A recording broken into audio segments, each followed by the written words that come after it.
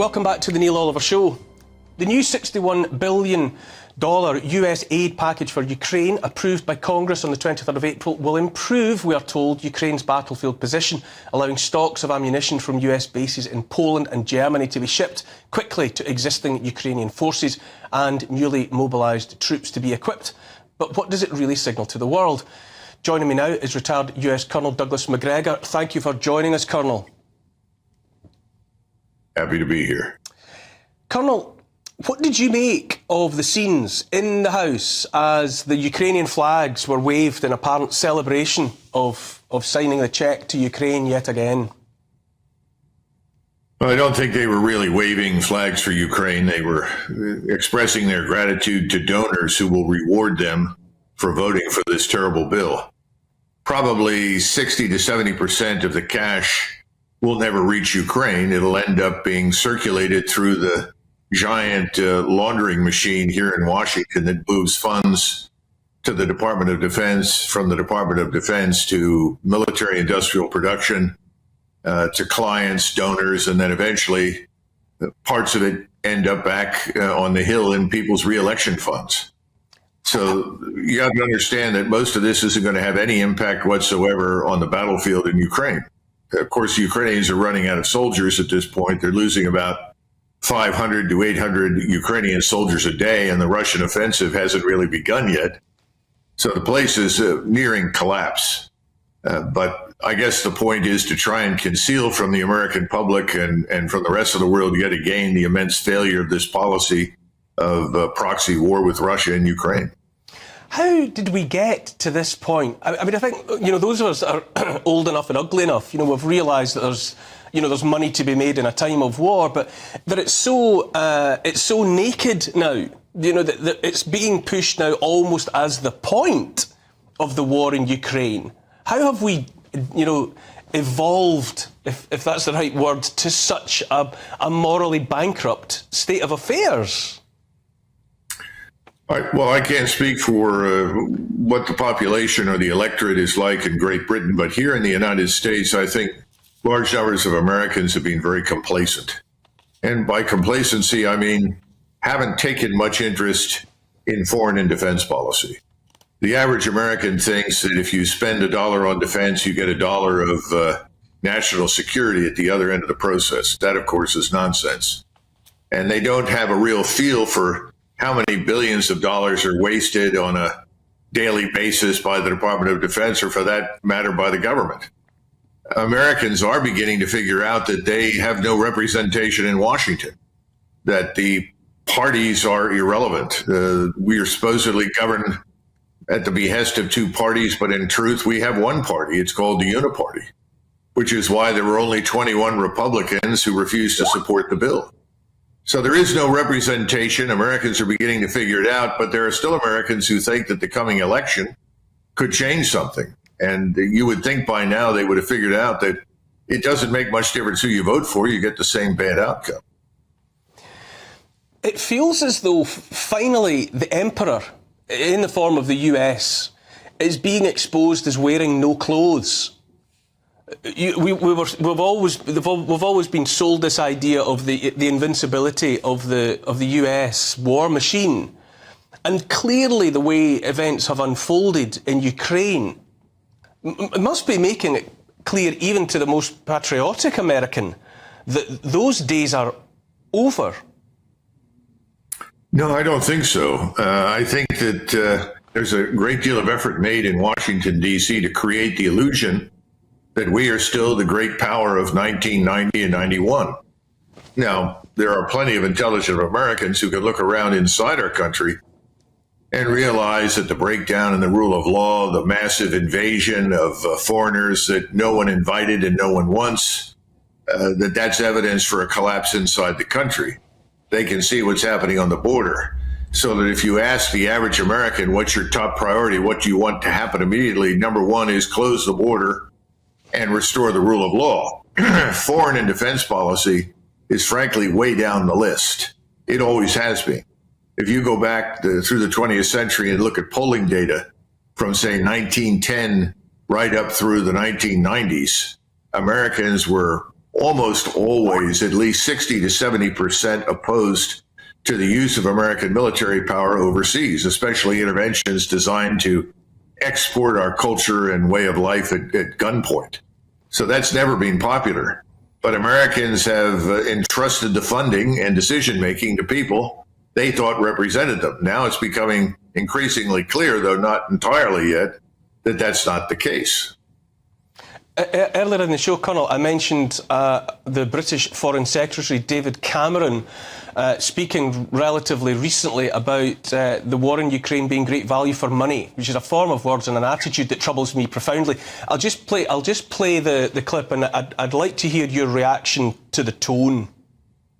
We know that it is right to stop Putin's aggression. We know it's right for our own militaries and our own production bases to ramp up production, not just for Ukraine, but for our own stocks. And as Tony said, so many of the jobs created will be jobs created here in the United States, and indeed, when we're dealing with our own weapon systems, jobs in the UK. War is value for money. War is an investment for those who seek to make money. How did we get here? Well, it goes back to the narrative. Who are the people that had spun this narrative that one day President Putin woke up in the Kremlin and decided that it was a great idea to attack Ukraine? That's a lot of nonsense.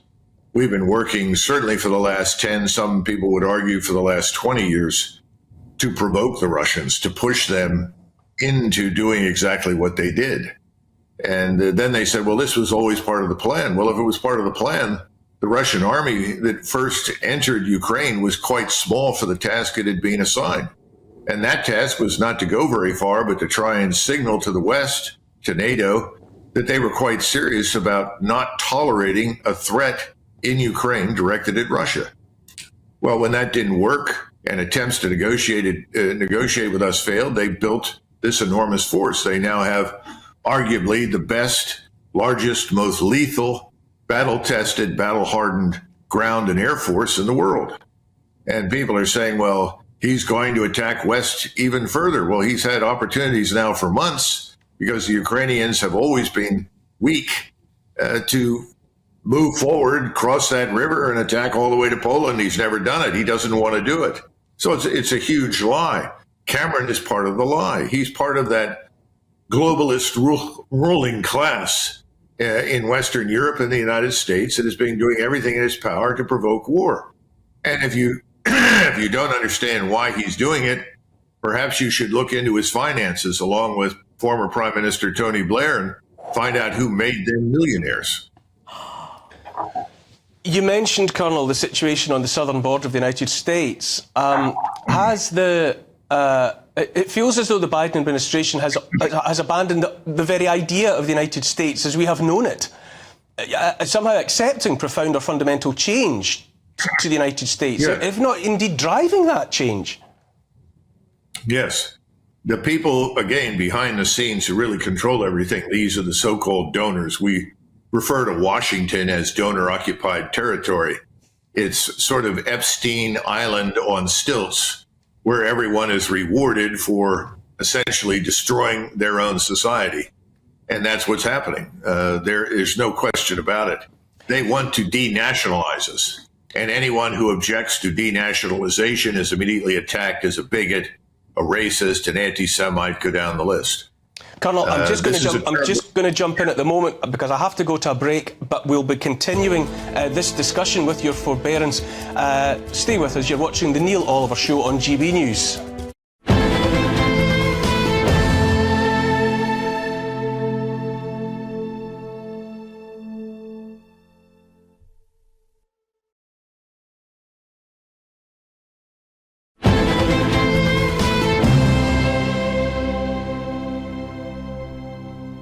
Welcome back to the Neil Oliver Show. We are discussing the war in Ukraine with US Colonel Douglas Macgregor. Thank you for staying with us, Colonel. Is there more to Ukraine than we are generally led to believe? You know, the determination of the US, of NATO, of so many players to be involved there, to get their way there, Is there something else about Ukraine that we ought to know, but that we broadly don't? Well, I think we can say the following, that the people that began this proxy war and have poured so much money and resources into it were interested in ultimately dismembering Russia, removing its government, and then stripping Russia of its natural resources, which are considerable, as you know. That has failed miserably and isn't going to happen. So in the absence of this, I think there is a tremendous effort now to do something similar to Ukraine. Now, there are people who are arguing that the Donbass, this area which is historically Russian, that reaches from Kharkiv down south along the coast with the Black Sea all the way to Odessa, is resource rich. That is, it has lots of natural gas, oil, and other mineral deposits. That may be true, but that was not the real purpose of the Russian side. The Russian side simply wanted their people inside Ukraine treated equally before the law. They certainly didn't want a war. Now, in the absence of success for the proxy war to take on Russia, the same people are now looking at Ukraine. We have BlackRock and others in Western Ukraine buying up farmland. Again, some of your viewers may not be aware of it, but a gentleman named Rohrer, R-O-H-R-E-R, I think, a billionaire who lives in New York City, purchased vast tracts of farmland in Russia, Ukraine, Romania, and Bulgaria. And President Putin just confiscated it. And I think there are others who are operating out of New York City and London who are interested in taking over as much of Ukraine as they possibly can, on the assumption that at least the rump Ukraine will survive, and rump Ukraine can then be exploited for whatever assets it's got. This is a terrible situation because nothing is as it seems. Everything is, frankly, connected with this is sinister, Neil, very sinister. Bear with me, Colonel, while I talk to my guest in the studio here as well, Ingrid Tarrant. How does that make you feel? Nothing is as it seems. The Colonel uses the word sinister to describe what is actually unfolding before our eyes. What, as a fellow member of the reasonable community of Britain, what do you think? Thank you for saying that I'm a reasonable member of the community. First of all, I am so happy to hear Colonel McGregor talking like that, because he says it as it is, and he has gravitas because of his history, because of his having been in the military and everything. I agree with everything that he says. This is complete independent thinking. My first reaction to the original pending war between Russia and Ukraine was, this doesn't make sense to me at all. And actually thinking about it for a long time, because in the papers it was threatening it from about October, November, it's going to happen, it's going to happen. They're lining up, Russia's lining up to invade Ukraine. Yes, they probably were lining up, but to me, I saw it as protecting themselves for the pending battle, because NATO knocked on their shoulder and said, would you like to join us? Of course they can't now because they're still at war. And, of course, they were going to say yes, because America wants a foothold. NATO's the dirty word here. To me, it's a four-letter dirty word. And so everything that Colonel McGregor is saying just endorses all the things that are beginning to play out. But beyond that, Ukraine have got a massive debt. So how are they going to pay it back? They have to pay it back in kind. Also, the other thing I do think about the Donbass and going down to Odessa, there's a protected interest there as well from the West, because I believe there's a lot of nuclear power plants there anyway. So, yes, it's sinister. There's a hidden agenda. We've just got to wake up to it. Colonel McGregor, I've previously let you listen to David Cameron, Foreign Secretary. I've got another clip from Prime Minister Rishi Sunak in similar vein, which I'd like to play for you now. Now, we will have three immediate priorities for this new investment. First, we will put the UK's own defence industry on a war footing. One of the central lessons of the war in Ukraine is that we need deeper stockpiles of munitions, and for industry to be able to replenish them more quickly.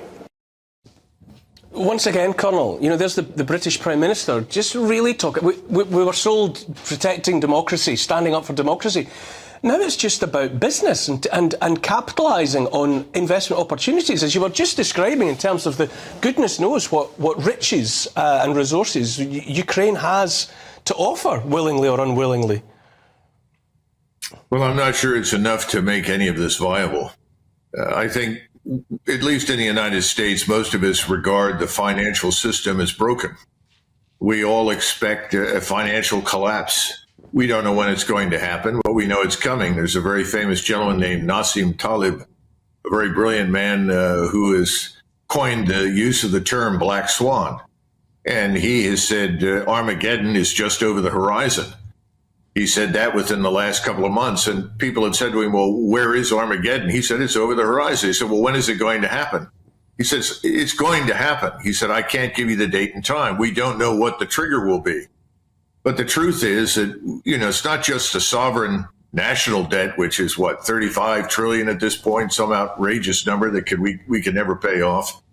It's a whole range of things. We're running a government that is unsustainable, that we can't afford. I suspect that a lot of that is true in Great Britain. So the notion of going to a war footing is utterly ridiculous, particularly since there's no evidence that the Russians or the Chinese or anybody want to go to war with us. If anything, they'd like to put an end to all of it. And whether or not you like them because of their political system is another matter entirely. They're about doing business, and that's what we should be about doing. But instead, we are provoking. And this is what's most concerning. We're engaged from Armenia to Norway in finding ways to provoke the Russians in the hopes that they are going to presumably attack us, which makes no sense at all because it's nothing that they want to do. And we're not interested in escalating anything, yet that's exactly what we're doing. We are escalating day in and day out against Russia. This has got to stop because at some point, the restraint that President Putin has exercised will end. When that ends, we're staring at Armageddon, not just on the financial level, but potentially strategically. Colonel Douglas Macgregor, I'm going to leave it on that note. It's a pessimistic note, of course, but I think it's wholly opposite. And your tone of voice, listening to you, I find so informative. Thank you so much once again for making time to illuminate us. Sure, thanks, Neil. All the best.